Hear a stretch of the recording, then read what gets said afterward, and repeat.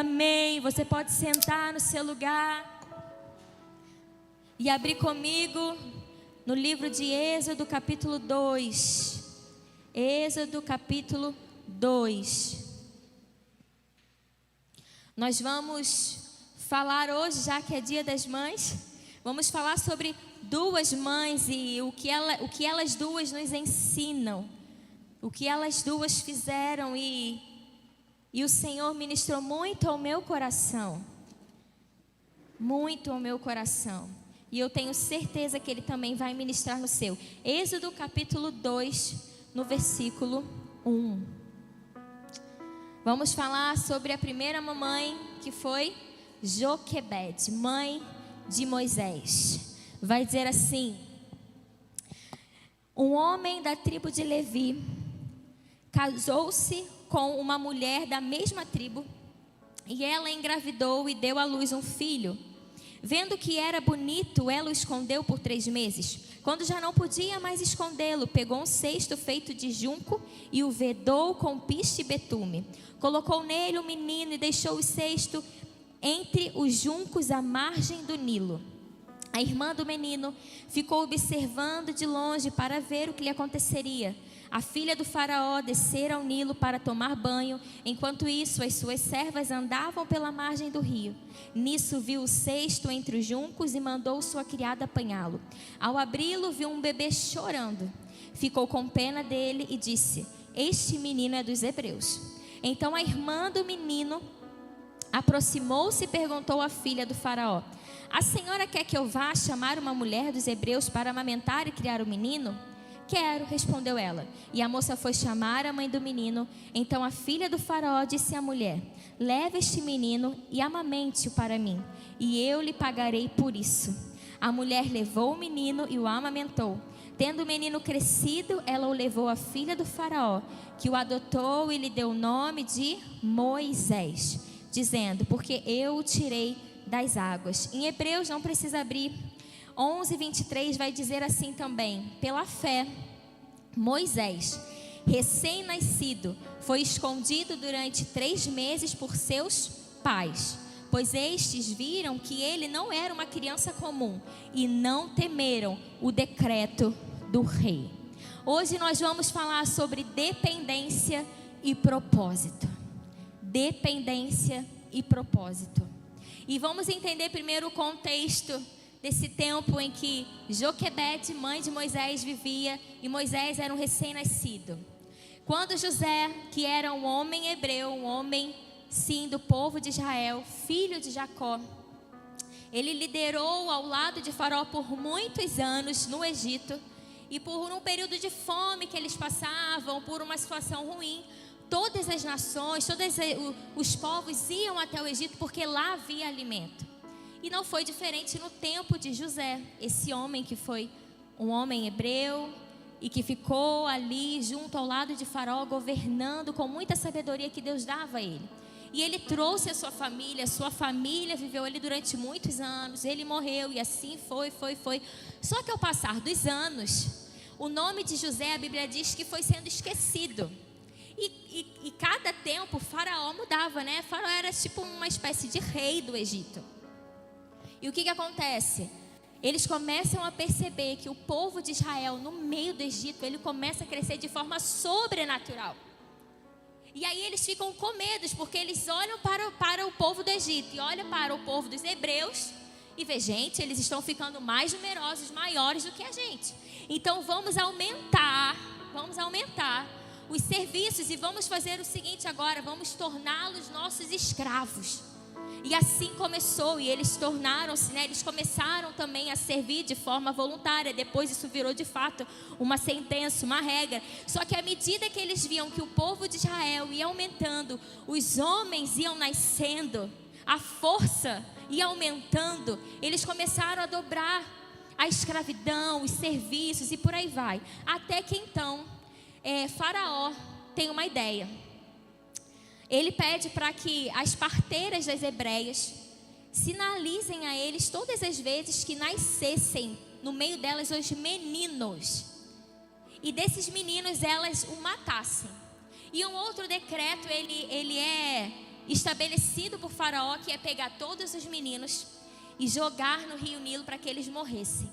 Então toda aquela geração, no tempo de Moisés, os meninos, eles eram perseguidos, eles eram de fato desde o ventre da mãe deles, literalmente, meio que já recebendo um decreto: se for menino, a sentença é de morte, o decreto é de morte.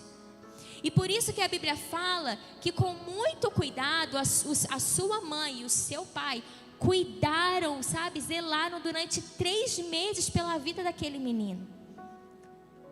E Joquebede, como nós lemos aqui, ela consegue segurar a vida daquele menininho durante esses 3 meses, como eu falei. Só que chega um determinado momento que fica impossível.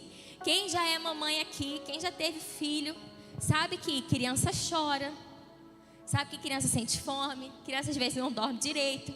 Imagine ela vivendo, sabe, dentro da sua casa, sabendo que homens do povo do Egito estavam o tempo inteiro atentos, se ouvissem a voz ou o chorinho de um bebezinho.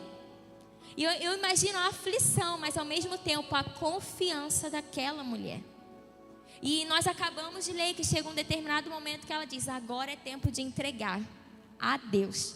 E eu vejo isso muito claro quando a Bíblia relata que ela pega um cesto, e nesse cesto ela tem todo o cuidado e fecha cada brechinha do cesto para que aquele cesto não viesse a afundar. E ela coloca ali algo de muito valor, que é a vida do seu filho. E a primeira coisa que eu aprendo com Joquebede é que nós devemos entregar a Deus aquilo que tem muito valor para nós. Isso é dependência. A gente estava falando de um filho, a gente não estava falando de um objeto. Ela prepara aquele cesto e ela coloca aquele menino, seu próprio filho, dentro dele.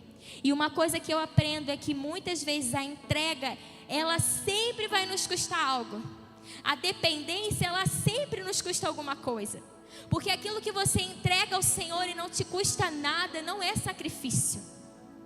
E depender de Deus é fechar os nossos olhos e caminhar por fé. E é fácil caminhar por fé? Mas é assim que aquela mulher age. Até aqui eu cuidei, e agora eu vou confiar no que Deus vai fazer. E ela prepara o cesto, bota o menino e a sua irmã começa a seguir aquele cesto e ver o que vai dar. Só que é interessante que aquela mulher, ela coloca aquele cesto no rio Nilo, exatamente onde os meninos recém-nascidos estavam sendo mortos. Ela colocou o seu filho num lugar que aparentemente para aquele tempo simbolizava morte. E eu aprendo com Joquebede que ela foi uma mãe que enfrentou os seus medos. Assim como muitos de nós, homens e mulheres, precisamos enfrentar os nossos medos.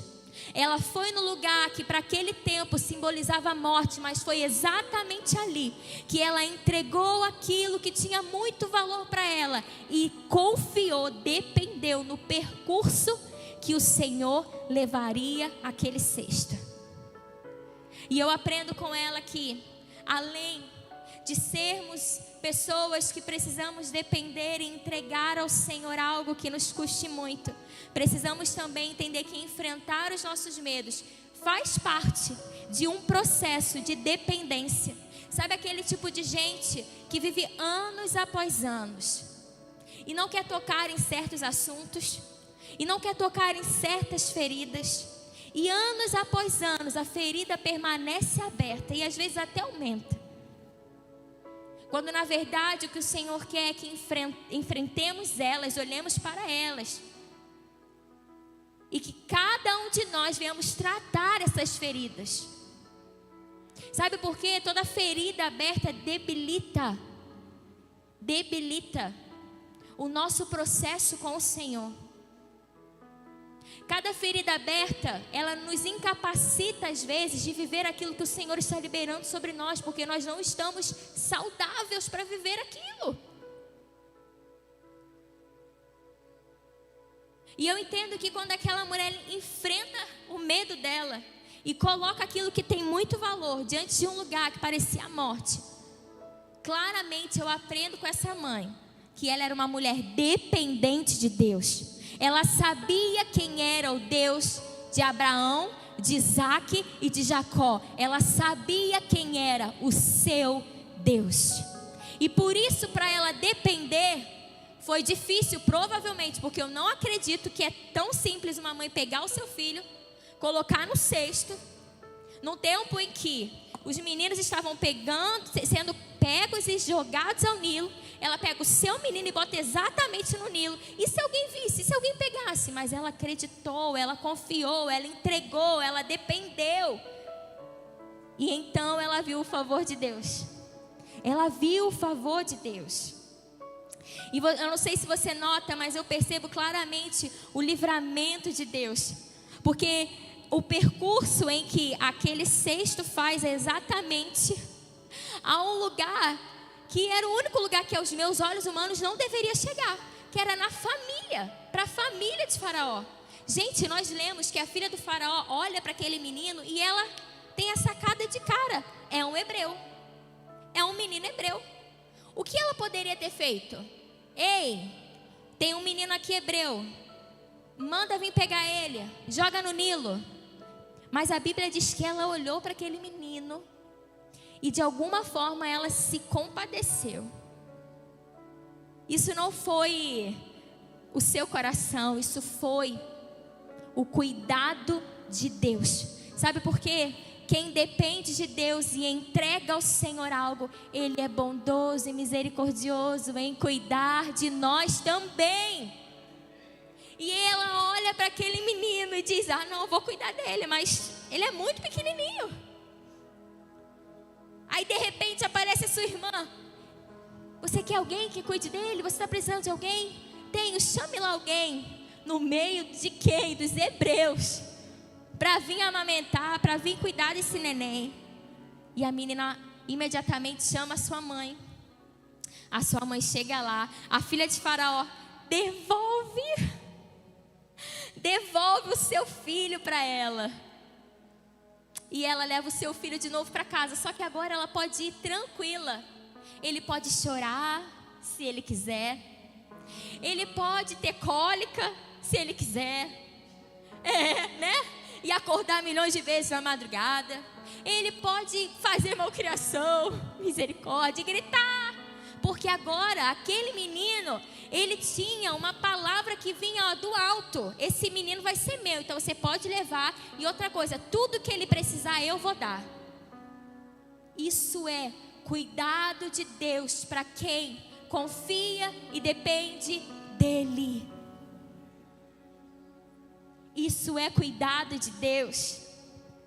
Isso é cuidado de Deus. Sabe, a entrega e a dependência nos faz viver o infinitamente mais de Deus. Ela teve o seu menino de volta e ela pôde ensinar para Moisés quem era o Deus da sua família. Moisés, sim, teve um período que ele foi devolvido à filha de Faraó e ele cresceu, se tornou um adulto no meio da família real do Egito. Mas ele sabia muito bem qual era a sua raiz. Porque a sua mãe confiou, a sua mãe entregou, a sua mãe dependeu de Deus, a sua mãe o ensinou. Uma vez, essa palavra que eu estou falando rapidamente sobre Joquebede, eu falei em 2021 com mais detalhes. Não é a primeira vez que eu estou falando sobre isso. Mas enquanto eu orava, eu pedi ao Senhor uma direção para hoje. E acho que por ser o Dia das Mães também, o Senhor me direcionava uma coisa e Ele me fez lembrar dessa palavra. E eu fui lá, nós vamos falar de outra mãe também. E eu fui lá relembrar e tal. E eu queria contar um testemunho para você. Porque naquele tempo, não fazia muito sentido se eu contasse, até porque não tinha acontecido nada. Mas hoje faz, o Senhor me trouxe tudo isso à tona. Quando nós nos preparávamos para sermos papais, né? Muitos aqui já sabem, talvez outros vão saber agora. Nossa primeira gestação não vingou, então nós perdemos o nosso primeiro filho e foi muito difícil. E aí, diante disso, a médica falou pra gente esperar um pouco, né? Esperar o meu útero ser totalmente limpo e tudo mais. E então, depois, quando tivesse ok, a gente tentasse novamente. Foi uma fase muito ruim, foi uma fase péssima, horrorosa na nossa vida. Mas foi essencial, porque eu digo que eu cresci muito internamente. Foi um crescimento de dentro para fora. Foi um crescimento que só eu sei o que aconteceu entre eu e o Senhor, entre eu e meu marido, entre nós, a nossa casa e o nosso Deus. Mas nós começamos então a nos preparar novamente. Vamos engravidar de novo? Estou liberada, doutora, tô. E nada de eu engravidar, nada. E aquilo já estava me deixando tensa, porque quando eu decidi engravidar eu estava com 27 anos. A doutora disse que era uma boa idade, né? Então estava tudo ok. Eu engravidei e perdi. Aí já ficou aquilo, né? Tipo, caramba, será que está tudo bem comigo mesmo? Será que está tudo bem? Porque eu estou tentando de novo e nada. Eu não consigo engravidar. E aquela tristeza, aquela angústia, aquela ansiedade, sabe? Passava meses, as tentantes, sabe? Que nesse período, cada mês que atrasa um dia do nosso ciclo menstrual, a gente fica assim, será que é agora? E cada mês eu tinha que lidar com essa frustração e foi muito difícil. Até que um dia, quando no dia 21 de fevereiro de 2021, eu estava me preparando para ministrar na igreja. Nessa fase de muita aflição, sabe? E hoje, onde é o quarto do Henrique, nós tínhamos tipo um escritório, né? Tinha uma escrivania e a gente gostava muito de estudar ali, de ler ali, de preparar nossas palavras ali e tudo mais. E eu estava ali preparando a minha palavra e eu ouvi o Espírito Santo dizer: entrega a sua vontade de ser mãe. No tempo em que eu ministrei essa palavra, assim, se eu contasse, não faria muito sentido. Mas hoje o Senhor me trouxe tudo à tona, quando eu estava orando, preparando. O Senhor falou, entrega a sua vontade de ser mãe. E eu não sei se o Johnny vai lembrar, mas eu chamei o Johnny no quarto, porque afinal, se eu não conseguisse engravidar, ele não ia conseguir ser pai, né? Eu falei, Johnny, hoje o Senhor está requerendo que eu entregue a minha vontade de ser mãe. Eu quero saber se eu estou autorizada a isso. E o Johnny falou, amém, amor, amém. E nós oramos ali naquele quarto. Eu falei, Senhor, eu entrego o meu desejo de ser mãe. Se o Senhor não quiser que eu seja mãe, tudo bem. Se o Senhor tiver outros planos para nossa casa, tudo bem. Mas hoje eu coloco nesse cesto o meu desejo de ser mãe. E para nós que somos mulheres, isso é muito difícil, porque a maternidade é algo muito natural na nossa vida. Porque o nosso Deus Criador nos fez assim. Então é algo natural, em algum momento nós desejamos isso. E isso é muito grandioso para nós. Então me custou muito, mas eu entreguei ali, fui para a igreja, ministrei e tal. Foi uma bênção, eu lembro como se fosse hoje, eu via tantas pessoas recebendo, sabe? Foi um mover do Senhor. Beleza, o tempo passou, eu parei de ficar ansiosa, eu parei, sabe, de ficar todos os dias pensando naquilo. Eu entreguei mesmo. Eu não sei o que aconteceu, mas eu entreguei e parei de ficar falando sobre, pesquisando sobre. E aí no mês seguinte, no final do mês, atrasou. Aí eu achei estranho, né, gente? Porque aí também, né, sou humana, né? Falei, atrasou? Meu Deus. Não vou ficar criando coisas não. Mas eu falei assim, acho que eu tenho que verificar isso. Vou esperar mais um dia, né? E fui na farmácia. Na primeira vez comprei aquele teste caro, né? A gente compra aqueles testes mais caros. A segunda vez eu comprei um teste qualquer, porque eu já estava até desesperançosa. Eu falei, acho que não vai acontecer não, Senhor. Mas está tudo certo, é o Senhor. O Senhor sabe que eu entreguei o meu desejo. Aí deu positivo, aí eu falei, não é possível. Não é possível, deu positivo. Falei, Jesus, tem certeza, é isso mesmo? Aí fiz outro e deu positivo. Aí a ficha começou a cair. Aí eu comecei a fazer as contas. Mas então, quando que isso aconteceu? Nesse dia, 21 de fevereiro de 2021, eu já estava grávida e não sabia. Eu entreguei algo para o Senhor que Ele já estava fazendo na minha vida. mas eu não sabia. E como o Senhor hoje ministrou o meu coração, dizendo que a nossa entrega traz favor de Deus para a nossa vida. Mas essa entrega precisa ser verdadeira, precisa ser sincera, precisa ser real e precisa sim te custar algo. E depender de Deus não é simples, mas é a melhor forma, para mim, a única forma de viver um dia de cada vez, sabendo que tem alguém que está cuidando de nós. E é isso que eu aprendo com Joquebede. Mas eu também aprendi nesses dias algumas coisas com Isabel. Adoro falar sobre Isabel. E eu queria que você abrisse comigo no livro de Lucas. Vamos lá. Lucas capítulo 1.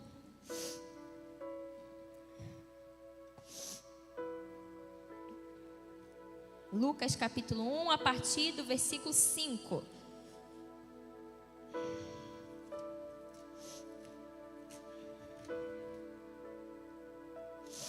E diz assim, Lucas 1, 5. No tempo de Herodes, rei da Judéia, havia um sacerdote chamado Zacarias, que pertencia ao grupo sacerdotal de Abiás. Isabel, sua mulher, também era descendente de Arão.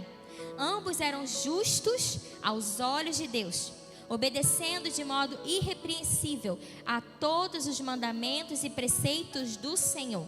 Mas eles não tinham filhos, porque Isabel era estéril e ambos eram de idade avançada. Certa vez, estando de serviço o seu grupo, Zacarias estava servindo como sacerdote diante de Deus. Ele foi escolhido por sorteio, de acordo com o costume do sacerdócio, para entrar no santuário do Senhor e oferecer incenso. Chegando a hora de oferecer incenso, o povo todo estava orando do lado de fora. Então o anjo do Senhor apareceu a Zacarias, à direita do altar do incenso. Quando Zacarias o viu, perturbou-se e foi dominado pelo medo. Mas o anjo lhe disse: não tenha medo, Zacarias, sua oração foi ouvida. Isabel, sua mulher, lhe dará um filho, e você lhe dará o nome de João. Ele será motivo de prazer e de alegria para você, e muitos se alegrarão por causa do nascimento dele. Vamos para o versículo 23. Quando se completou o seu período do serviço, ele voltou para casa. Depois disso, Isabel, sua mulher, engravidou e durante 5 meses não saiu de casa. E ela dizia: isto é obra do Senhor. Agora ele olhou para mim favoravelmente para desfazer a minha humilhação perante o povo. O tempo em que Isabel e Zacarias viviam era um tempo muito caótico. Uma sociedade que eu acho que muito parecida com a nossa de hoje. O último profeta do Antigo Testamento é Malaquias. Antecede o livro de Mateus. E esse foi o último profeta também a falar durante um período extenso de alguns anos, muitos anos, até Jesus vir. E quando a gente lê o livro de Malaquias, a gente percebe claramente a fala de Deus para aquele povo, que era um povo de Deus, porque era Deus falando com o povo escolhido dele, o povo de Israel, o povo hebreu, falando para que eles pudessem se arrepender e condenando a forma como eles estavam vivendo diante do sacerdócio, diante da sua família. Ele falando para os homens que eles não estavam sendo fiéis às suas esposas, não estavam zelando pela sua casa, dizendo que os sacerdotes daquele tempo não temiam mais o Senhor e não ensinavam mais a palavra de Deus para o povo, e por isso que o povo estava de mal a pior. As ofertas, a vida financeira daquele povo era toda gastada para o seu próprio prazer, o contexto familiar era uma bagunça. E Isabel e Zacarias viveu nesse contexto. Então quando a gente lê que eles eram uma família, um homem e uma mulher, que era justa aos olhos de Deus, obedecia de modo irrepreensível a todos os seus mandamentos e preceitos. A gente está falando de um período que encontrar pessoas assim era raridade. Encontrar pessoas assim não era fácil, porque o contexto era totalmente ao contrário do que Deus tinha estabelecido. Só que eles também já eram avançados na idade e ela era estéril. E para aquele tempo, uma mulher ser estéril era motivo de vergonha. Mas sabe a primeira coisa que eu aprendo com a vida de Isabel? É que ela era fiel a Deus e não aos homens. Ela era fiel aos mandamentos e preceitos do Senhor e não a uma sociedade que queria ditar o que deveria ou não ser feito. A uma sociedade que, sabe, dizia que o B é o correto, mas na verdade Deus está dizendo o A que é o certo. Mas aí o certo vira errado, o errado vira certo. Sabe como algo parecido que a gente vive hoje? E era esse o contexto que Isabel vivia com o seu marido. Por isso, quando a Bíblia destaca a característica deles, para aquele tempo é algo surpreendente, porque então é uma família, é uma mulher, é uma futura mãe, um homem, um sacerdote reto, uma mulher que entendia que a fidelidade ao Senhor valia a pena. E às vezes muitos de nós olhamos para o que as pessoas falam, como as pessoas vão nos julgar, como as pessoas vão nos olhar. Olha, uma coisa que eu aprendi é não olhar e não prestar atenção no que tudo que as pessoas querem ditar ao meu respeito. Mas isso é exagero. Ah, não, que isso, não tem nada a ver. Deixa eu no meu exagero, deixa eu no meu radicalismo, porque às vezes algumas formas como a gente age é radical para as pessoas. Mas deixa, eu prefiro, porque o tempo em que Isabel e Zacarias viviam, eu tenho certeza absoluta que para aquela sociedade era radicalismo viver da forma que eles viviam. Só que é exatamente de uma família radical que vem exatamente aquele que lá atrás no Antigo Testamento é anunciado, onde um homem que viria e prepararia o caminho para Jesus. Zacarias e Isabel, eles geraram João Batista, um homem predito no Antigo Testamento e essencial para que o ministério de Jesus começasse na terra. E João Batista, então, era extremamente radical. Se você lê o estilo de vida de João Batista, vai muito além do estilo dos seus pais. Aí a gente fica assim, mas é porque Deus tinha um propósito na vida de João. Deus tinha, porque ele foi anunciado pelo próprio anjo do Senhor para o seu pai. Mas ele também tinha um pai e uma mãe que era justo aos olhos do Senhor e obedecia a todos, não é um pouquinho aqui, um pouquinho ali, todos os mandamentos e os preceitos do Senhor. O problema é que às vezes nós queremos equilibrar o que pode e o que não pode, quando na verdade muita coisa não pode. Mas aí você diz assim, mas como eu vou dizer, como eu vou falar para uma geração tão difícil? Como eu vou agir? Como eu vou ensinar? E eu sei que isso é preocupante para a gente que é pai. O Henrique só tem 1 ano e 6 meses. Só isso que ele tem. E às vezes eu fico, Senhor, me dá sabedoria. Ele está numa fase de bater horrível. Horrível, feio demais. E corrige daqui, corrige dali. O menino não para e fala, Senhor, tem misericórdia, eu só tenho 1 ano e 6 meses. Senhor, me ajuda, me dá sabedoria. Não estou dizendo que é fácil, mas eu estou dizendo que a nossa fidelidade ao Senhor e não aos homens vale a pena. Não se importa como as pessoas vão olhar para você. Não se importe o que as pessoas vão dizer da sua decisão. Se é diante dos olhos de Deus a correta, prossiga. Deixa o mimimi para o lado. Feche o ouvido para o lado direito, para o lado esquerdo e vambora.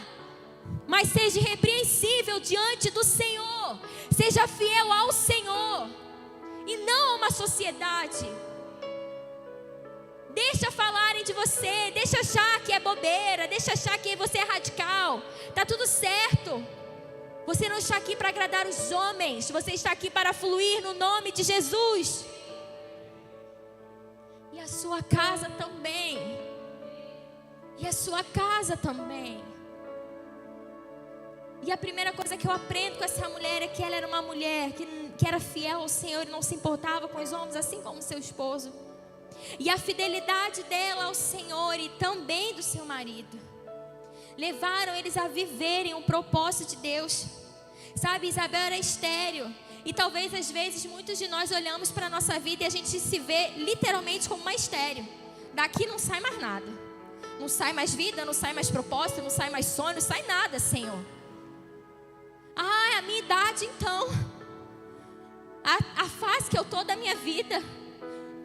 Aí que vai ficar mais difícil. O que eu vou construir? Já era, estou velho, estou velha.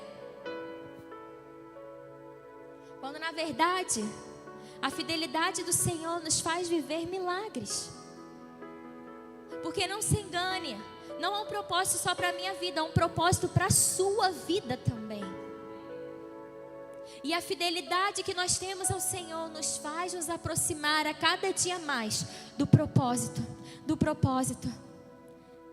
Isabel já tinha uma idade avançada e o seu marido também, mas foi exatamente na idade avançada, ou seja, anos após anos, sendo a mulher que era vista de forma equivocada, porque era estéril. Também porque era uma mulher que no seu tempo fazia tudo certinho. Mas ainda na sua idade avançada, o Senhor trouxe vida ao seu ventre. E eu quero te dizer e declarar sobre a sua vida: não importa a estação que você está vivendo, se parece uma estação de morte e não de vida, não importa qual é, o contexto da sua história lá atrás, no dia em que você se entregou ao Senhor Jesus, tudo se fez novo e há um propósito a partir de você e da sua família. Então não importa se você olha para tudo isso com um olhar de esterilidade, mas eu declaro fertilidade sobre você, algo espiritual, de vida sobre a sua vida, sobre a sua casa, para que você gere, você homem, você mulher, mas seja fiel ao Senhor. Tem coisas que Deus só faz por nós porque Ele é fiel à sua palavra. E se Ele vê que estamos semeando fidelidade a Ele, Ele é bom, e Ele é justo, Ele é correto em fazer com que a gente colha aquilo. Eu aprendo com Isabel que a sua fidelidade levou ela a viver um propósito do Senhor. Lucas, não precisa abrir, 1:39, vai dizer assim: naqueles dias, Maria preparou-se e foi depressa para uma cidade da região montanhosa da Judéia. Maria, mãe de Jesus, ela recebe também o mesmo anjo. O anjo Gabriel que apareceu para Zacarias, aparece para Maria também, diz: olha, você vai gerar o Messias, o Salvador que o mundo está esperando. E ela vai para a casa de Isabel e vai dizer a palavra. Onde entrou na casa de Zacarias e saudou Isabel. Quando Isabel ouviu a saudação de Maria, o bebê agitou-se em seu ventre. E Isabel ficou cheia do Espírito Santo. Gente, o Espírito Santo ainda não tinha descido aos homens. Ele só vem se manifestar após a ressurreição de Jesus. E mesmo assim, eles ficaram um período aguardando a descida, o poder do Espírito Santo sobre eles. Mas aquela mulher que era temente aos olhos do Senhor, por aquilo que ela gerava e carregava, por um propósito, porque era um propósito, ela estava gerando João Batista, aquele que viria antes do nosso Salvador. E dizendo: se arrependam, se arrependam. Agora você entende por que o batismo das águas? Porque era isso que João fazia naquela sociedade, era uma sociedade bagunçada. E é por isso que ele falava: gente, se arrependa, se arrependa, se arrependa. Ele estava gerando essa pessoa. E vai dizer a Bíblia que ela foi cheia do Espírito Santo somente de saudar Maria. E em alta voz Isabel exclamou: bendita é você entre as mulheres, e bendito é o filho que você dará à luz. Mas porque sou tão agraciada, a ponto de me visitar a mãe do meu Salvador? Quem falou para Isabel que Maria estava carregando o Salvador da humanidade? Porque a Bíblia não fala. O anjo então apareceu para Isabel e disse: olha, Maria, sua prima está gerando Salvador. Não, diz que o anjo apareceu para Maria e disse: você vai gerar o Salvador. Mas Isabel era uma mulher justa aos olhos de Deus, obedecendo de forma irrepreensível os mandamentos, os preceitos do Senhor. Uma mulher que provavelmente, e assim eu creio, que era sensível à voz de Deus. Isabel, ela foi a primeira a compreender, a entender o que estava acontecendo naquele âmbito espiritualmente, sabe, naquele mundo espiritualmente. Porque a nossa fidelidade ao Senhor nos leva rumo a um propósito. Rumo a um propósito. Isabel estava junto com o seu marido, junto com Maria, envolvida num propósito de eternidade. A dependência de Deus nos faz viver o seu cuidado, assim como nós vimos na vida de Joquebede. A dependência de Deus nos faz viver o cuidado de Deus. E a nossa fidelidade a Ele nos faz viver os seus propósitos. Dependa, entregue. Seja fiel para viver os propósitos de Deus na sua vida.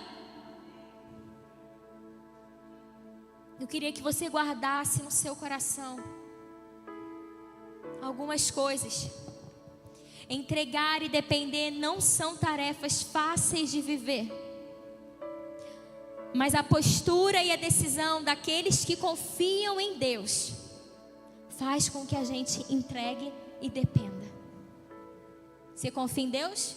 Então entregue e dependa. Ainda que aos nossos olhos não foi do jeitinho que a gente queria, Deus sempre vai fazer o que é melhor. Entregue e dependa. A entrega também parece arrancar de nós as expectativas. E como eu vivi isso no dia em que eu entreguei o meu desejo de ser mãe. Parecia que enquanto eu orava com o Johnny, o Senhor estava arrancando de mim todas as expectativas que eu tinha. E eu chorava, eu sentia uma dor no peito. Parecia que o Senhor estava arrancando todas as expectativas que eu tinha.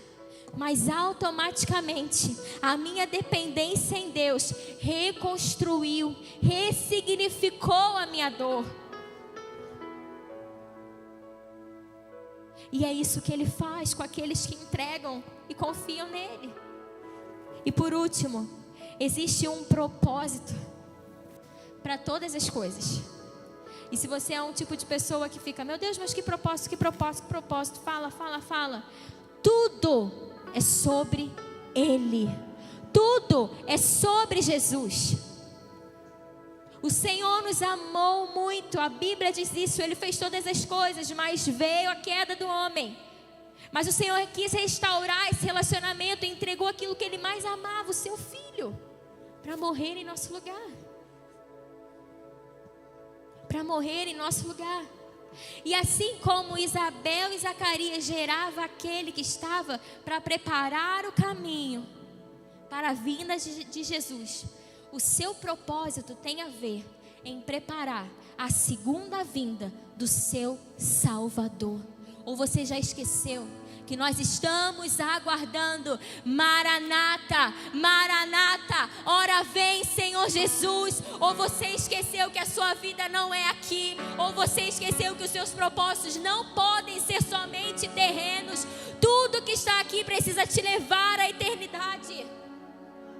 O propósito que há sobre você, que há sobre a sua vida, que há sobre a sua família, tem a ver com Jesus. Tem a ver em anunciar que Jesus está voltando. Se arrependa, se arrependa, se arrependa. Olha para mim, olha o meu estilo de vida. Olha como eu sou. Será que a gente pode dizer isso de nós? Assim como Isabel e Zacarias. Assim como João Batista, que tinha uma vida reta e que amava a Deus. Será que a gente pode dizer: se arrependam, vem cá, eu vou te ensinar sobre o meu Senhor, sobre o meu Salvador, Ele está voltando. O trabalho que você tem, aonde o Senhor te colocou no trabalho, você precisa anunciar isso, demonstrar isso com a sua vida. A família a qual o Senhor te deu, nós estamos no mês da família. E deixa, mãe, pai, eu trazer algo sobre você. Sabe, uma consciência de que não tem melhor pessoa do mundo para levar o seu filho e a sua filha a entender e compreender isso. Porque aqui na igreja ele vem, sei lá, uma vez na semana. Mas na sua casa, na casa de vocês, ele acorda, ele dorme, ele come o tempo todo. Não se engane, eles conhecerão. Eu estou falando para os pais, assim como eu, que tenho um filho pequeno. Eles conhecerão Jesus através de nós. Ai, mas os meus filhos agora já estão grandes, já tomaram suas decisões. Continue anunciando. Jesus está voltando. Jesus está voltando. Filho, filha, Jesus está voltando.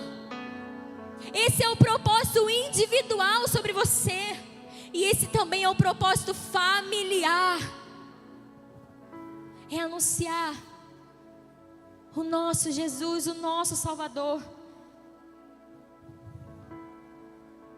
Dependa do Senhor. Entregue hoje a Ele. Sabe, aquilo que te custe muito, mas vai valer a pena.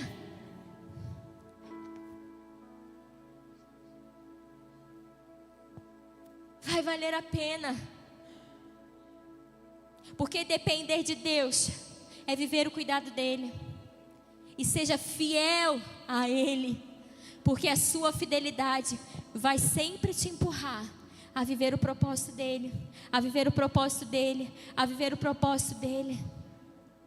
Você veio de uma família difícil, que tem outras religiões, que sei lá, que te criticam porque você agora é crente. Calma. Seja fiel a Ele. Seja fiel a Deus, Ele vai te dar estratégia, sabedoria.